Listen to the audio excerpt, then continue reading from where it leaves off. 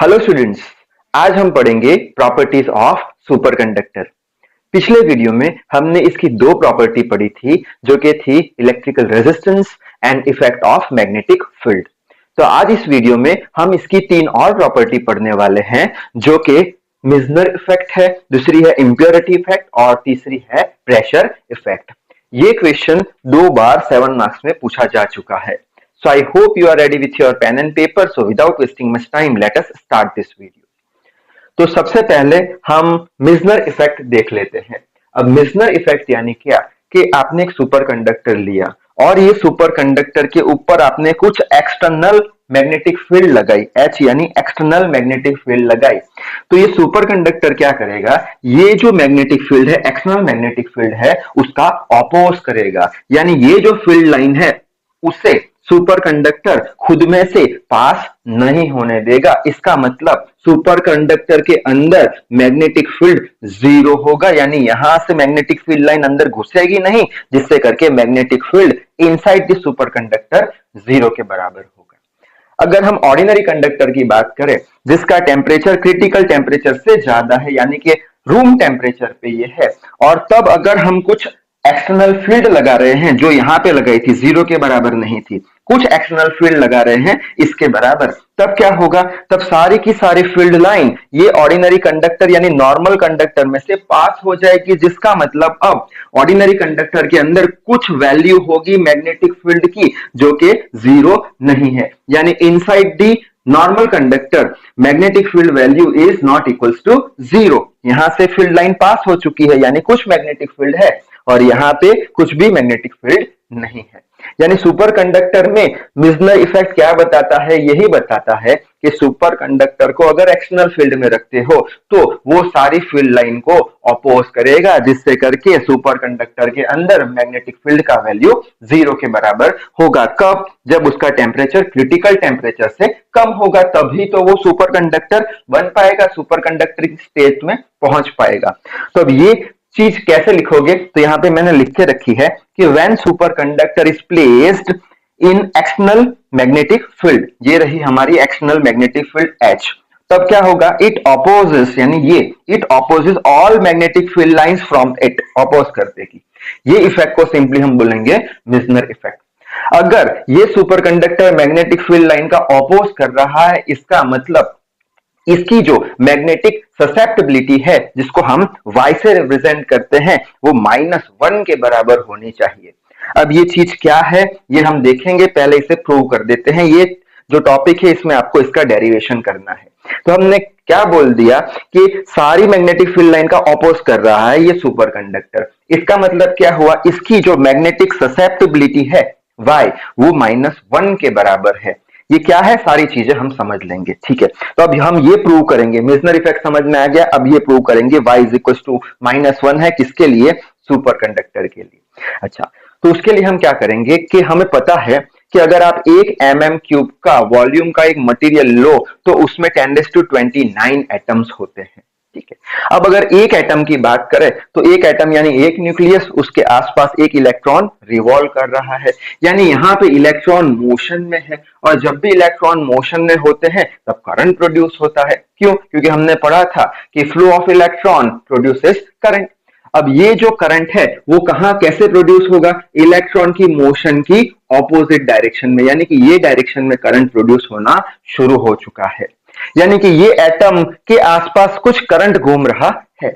और हमें यह भी मालूम है कि अगर आप कोई वायर में से करंट पास करते हो तब वो वायर अपने आसपास मैग्नेटिक फील्ड बनाता है, यानी कि वो वायर मैग्नेट बन जाता है। इसी तरीके से ये जो एटम है इसके पास पास करंट घूम रहा है, यानी ये भी एक मैग्नेट बन चुका है, यानी इसके पास कुछ मैग्नेटिक डाइपोल है। डाइपोल यानी कि दो पोल, नॉर्थ पोल और साउथ पोल, ठीक है।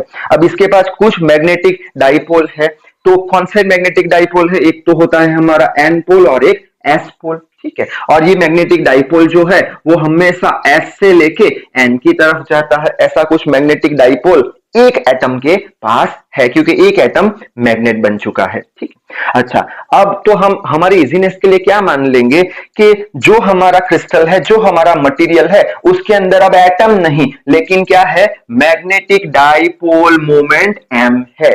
यानी कि यहाँ पे मैंने एक मटेरियल या बोल लो कंडक्टर कंसीडर किया है जिसमें बहुत सारे मैग्नेटिक डाइपोल मोमेंट है यानी M है। यहाँ पे इसका नॉर्थ पोल, यहाँ पे साउथ पोल, ये हमारा हो गया नॉर्थ पोल, ये साउथ पोल। यानी कि यहाँ पे अगर हम वेक्टोरियली बात करें, क्या एम नेट की बात करें यानी नेट मैग्नेटिक डाइपोल की बात करें तो वो 0 के बराबर है। क्यों? क्योंकि नॉर्थ पोल ये साइड, इसका नॉर्थ पोल ये साइड, दोनों कैंसिल हो गए। इस ये साइड नॉर्थ पोल, ये साइड नॉर्थ पोल कैंसिल हो गए, ये साइड नॉर्थ पोल, ये साइड नॉर्थ पोल कैंसिल हो गए। यानी कि इसका एम नेट जो है, नेट मैग्नेटिक जो डाइपोल मोमेंट है वो 0 के बराबर है। इसका मतलब ये मटेरियल मैग्नेट तो बना नहीं है। ठीक है। अगर हमें ये मटेरियल को मैग्नेट बनाना है तो हमें क्या करना पड़ेगा, जितने भी डाइपोल मोमेंट है वो सारे डाइपोल मोमेंट को एक डायरेक्शन में अलाइन कराना पड़ेगा। अगर सारे डाइपोल मोमेंट को एक डायरेक्शन में अलाइन कराना है तो हम क्या करेंगे, ये मटेरियल पे कुछ एक्सटर्नल मैग्नेटिक फील्ड लगाएंगे। जैसे ही एक्सटर्नल मैग्नेटिक फील्ड लगाए तो क्या होगा, ये जितने जो डाइपोल मोमेंट है वो उसमें से कुछ डाइपोल मोमेंट अलाइन हो जाएंगे, कुछ नहीं होंगे। अगर ये एक्सटर्नल मैग्नेटिक फील्ड की वैल्यू आपने और बढ़ाई तब क्या होगा, सारे के सारे मैग्नेटिक डाइपोल मोमेंट अलाइन हो जाएंगे। यानी कि अब ये जो मटेरियल है, ये जो कंडक्टर है वो मैग्नेट बन चुका है। ठीक है। अच्छा, यहां पे मैंने ये लिखा है H is directly proportional to M। क्यों? क्योंकि जितना एक्सटर्नल फील्ड बढ़ाओगे उतने ज्यादा मैग्नेटिक डाइपोल मोमेंट अलाइन होंगे, उतना अच्छा इसका मैग्नेटिज्म आएगा। ठीक है। अच्छा, अब यहाँ पे ये जो हमारा कंडक्टर है वो मैग्नेट तो बन चुका है। अब ये जो मैग्नेट बना उसका कुछ मैग्नेटिज्म B है। ये किस पे डिपेंड करता है, किसके प्रोपोर्शन में है, ये कैसे मैग्नेटिज्म इसमें आया, तो ये एक्सटर्नल फील्ड लगाई तब, और उसकी वजह से क्या हुआ, मैग्नेटिक डाइपोल मोमेंट अलाइन हुए तब, यानी H प्लस M हम लिख सकते हैं। ठीक है। अच्छा, ये तो डायरेक्टली प्रोपोर्शन में है, हमें प्रोपोर्शनलिटी साइन निकालनी है, इज इक्वल टू साइन लिखनी है तो प्रोपोर्शनलिटी कांस्टेंट म्यू नॉट लिखना पड़ेगा, जहां म्यू नॉट क्या है, परमिएबिलिटी ऑफ फ्री स्पेस है जिसकी वैल्यू ये है हेनरी पर मीटर है। ठीक है। अच्छा, अब हमने क्या देखा, सुपर कंडक्टर के केस में मिजनर इफेक्ट होती थी, जिसमें क्या होता था, सुपर कंडक्टर अपोज करता था मैग्नेटिक फील्ड लाइन को, तो inside the super conductor net magnetic field 0 के बराबर था। तो सुपर कंडक्टर के लिए B 0 रख देते हैं यहाँ पे। ठीक है। तो क्या हो जाएगा, ये H plus M mu naught बराबर 0। क्यों ये हमने 0 लिख लिया, क्योंकि म्यू नॉट तो कभी 0 हो नहीं सकता, म्यू नॉट तो कभी 0 नहीं हो सकता। क्यों? क्योंकि इसका तो कुछ वैल्यू है, इसलिए हम बोल देंगे H प्लस M बराबर 0 है। तो ये H is equal to minus M आ गया, H बाई M करोगे तो -1 आ गया, ये हो गया इक्वेशन 1। अब यही इक्वेशन हम लिखेंगे वापस से, H proportional to M। Proportionality constant निकालने के लिए हमें एक कांस्टेंट रखना पड़ेगा y क्या है हमारा, मैग्नेटिक ससेप्टिबिलिटी। ठीक है। तो H by M is equal to y कर देंगे। अब इक्वेशन 1 और 2 दोनों की लेफ्ट हैंड साइड सेम है, तो दोनों की लेफ्ट हैंड साइड सेम तो राइट हैंड साइड भी सेम, तो 1 बराबर अगर 2 कर देंगे तो क्या हो जाएगा, y इज इक्वल टू -1। यानी हमने प्रूव कर दिया क्या, कि सुपर कंडक्टर के लिए जो मैग्नेटिक ससेप्टिबिलिटी है उसकी वैल्यू -1 के बराबर है। अब -1 जो मैग्नेटिक ससेप्टिबिलिटी वाला जो हमारा मैग्नेट होता है उसे हम डायामैग्नेट बोलते हैं। ठीक है। जैसे कि फेरोमैग्नेट, पैरामैग्नेट आप पढ़ के आए हो BEE में, तो ये डायामैग्नेट है। अब -1 जो है वो क्या बताता है, वो ये बताता है कि जब हम एक्सटर्नल फील्ड ये डायरेक्शन में देंगे तब जो मैग्नेटिक डाइपोल मोमेंट्स है वो मैग्नेटिक फील्ड की ऑपोजिट डायरेक्शन में ऐसे कुछ अलाइन हो जाएंगे। इसका मतलब ये मैग्नेटिक डाइपोल मोमेंट है वो क्या करेंगे, एक्सटर्नल फील्ड का अपोज करेंगे, जिससे करके ये एक्सटर्नल फील्ड इसमें से पास नहीं हो पाएगी, बल्कि ऐसे करके कुछ ऐसे मैग्नेटिक फील्ड जाएगी। तो इतनी कहानी आपको लिखनी है मिजनर इफेक्ट में। नेक्स्ट देख लेते हैं प्रेशर इफेक्ट। अब हमने ये पढ़ा था सुपर कंडक्टर के बारे में कि कुछ मटेरियल है जैसे कि जिंक है, प्लेटिनियम है, नोबियम है, मर्क्यूरी है, उनका अगर हम टेम्परेचर कम करते करते क्रिटिकल टेम्परेचर तक ला दे या क्रिटिकल टेम्परेचर से भी कम टेम्परेचर पर उसको ठंडा कर दे तब उसकी रेजिस्टिविटी 0 के बराबर हो जाती है, तो वो सुपर कंडक्टर बन जाते हैं। लेकिन अगर सीजियम की बात करें तो सीजियम का अगर हम टेम्परेचर कम करते जाए एब्सोल्यूट 0 केल्विन तक उसका टेम्परेचर अगर कम कर दे तब भी उसके पास कुछ रेजिस्टिविटी होगी, यानी इसकी रेजिस्टिविटी जो है वो 0 के बराबर नहीं है सीजियम की। इसका मतलब सीजियम सुपर कंडक्टर नहीं बन पाएगा। अगर हमें सीजियम को सुपर कंडक्टर बनाना है, टेम्परेचर रिड्यूस करके देख लिया, बना नहीं। अगर हमें सीजियम को फिर भी सुपर कंडक्टर बनाना है तो ऐसा देखा गया कि अगर सीजियम पे 110 किलो पास्कल जितना अगर हम प्रेशर डालें या फिर अगर उसे इतना स्ट्रेस दे और बाद में अगर उसका टेम्परेचर घटाते जाए तो 1.5 केल्विन पे सडनली उसकी रेजिस्टिविटी 0 हो जाती है। इसका मतलब सीजियम जो है वो 1.5 केल्विन पे एक सुपर कंडक्टर बन जाता है। तो 1.5 केल्विन टेम्परेचर सीजियम का क्रिटिकल टेम्परेचर कहलाता है।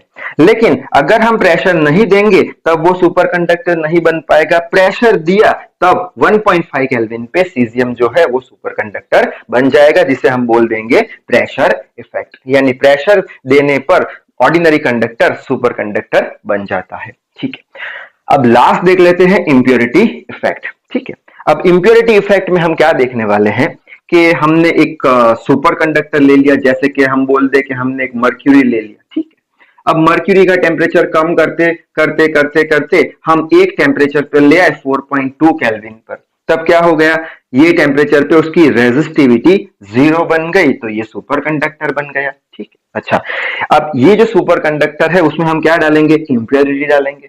अगर सुपर कंडक्टर में आपने इंप्योरिटी डाली तब ये जो सुपर कंडक्टर है, ये स्टेट का सुपर कंडक्टर, उसका ग्राफ कुछ ऐसे थोड़ा आगे बढ़ जाएगा। आगे बढ़ा इसका मतलब क्या, अब इसकी जो रेजिस्टिविटी है वो नॉट इक्वल्स टू 0 के बराबर है। क्यों, यहां पे तो कुछ रेजिस्टिविटी की वैल्यू आने वाली है। इसका मतलब ये जो हमारा सुपर कंडक्टर था 4.2 केल्विन पे, उसके अंदर जब आपने इंप्योरिटी डाली तो वो ऑर्डिनरी कंडक्टर में कन्वर्ट हो गया, उसका कुछ रेजिस्टिविटी आ गई। लेकिन हमें तो सुपर कंडक्टर ही चाहिए, तो वापस से ये ऑर्डिनरी कंडक्टर को जिसका कुछ रेजिस्टिविटी है उसे सुपर कंडक्टर में कन्वर्ट करना है, तो और उसका टेम्परेचर हम कम करेंगे, क्रिटिकल टेम्परेचर से भी कम टेम्परेचर पे उसे ठंडा करेंगे, तो ग्राफ कुछ ऐसे आगे बढ़ेगा। ठीक है, और देखा गया कि एक टेम्परेचर पे वापस वो अपनी रेजिस्टिविटी लूज कर देता है, यानी उसकी रेजिस्टिविटी 0 हो जाती है। सपोज कर लेते हैं 3.2 केल्विन पे वापस से ये जो ऑर्डिनरी कंडक्टर था इंप्योरिटी वाला वो सुपर कंडक्टर बन गया। ठीक है, अब आपके पास 3.2 केल्विन पे एक सुपर कंडक्टर है, उसमें और इंप्योरिटी डाल रहे हो, और इंप्योरिटी डालोगे तो ये ग्राफ कुछ ऐसे करके ऐसे आगे बढ़ेगा। ठीक है, इसका मतलब वापस से यहाँ पे इसके पास कुछ रेजिस्टिविटी होगी। इसका मतलब ये सुपर कंडक्टर नहीं रहा, ये ऑर्डिनरी कंडक्टर बन चुका है। लेकिन हमें क्या करना है, हमें तो ये ऑर्डिनरी कंडक्टर को वापस सुपर कंडक्टर बनाना है।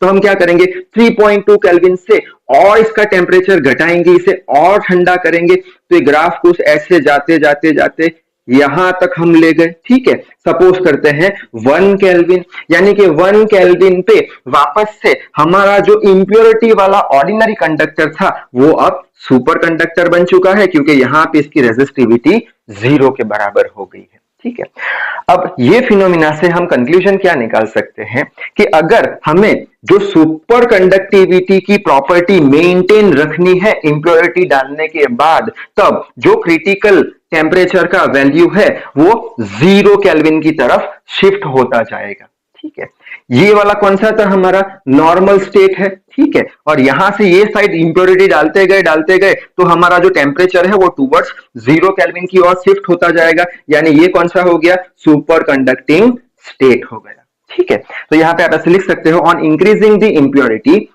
Critical temperature value is shifted towards 0 kelvin, यानी सुपर कंडक्टिविटी मेंटेन करने के लिए आपको क्या करना पड़ेगा, 0 केल्विन के साइड टेम्परेचर घटाना पड़ेगा, तभी जाके इसकी सुपर कंडक्टिविटी मेंटेन रहेगी। अगर आप इंप्योरिटी ऐड करते जा रहे हो तब। तो इस वीडियो में बस इतना ही। So till then read hard, work hard. Thank you very much.